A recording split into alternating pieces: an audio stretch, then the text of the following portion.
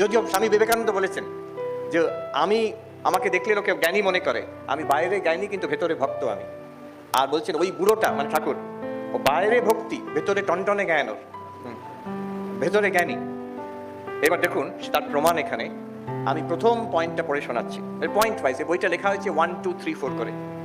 Point 1 কি চূড়ান্ত অদ্বৈতের কথা বলছেন। পয়েন্ট 1, মানুষ আপনাকে চিনতে পারলে ভগবানকে চিনতে পারে। কি আশ্চর্য কথা।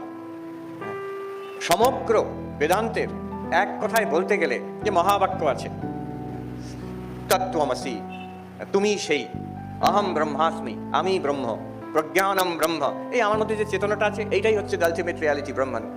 আয়াম আত্মা ব্রহ্ম, এই যে আমি, এই আত্মা, এই হচ্ছে ব্রহ্ম। এই সব মহাবাক্যের অর্থ একই। আর সেই মহাবাক্য কি? ঠাকুর বলছেন মানুষ আপনাকে চিনতে পারলে ভগবানকে চিনতে পারে।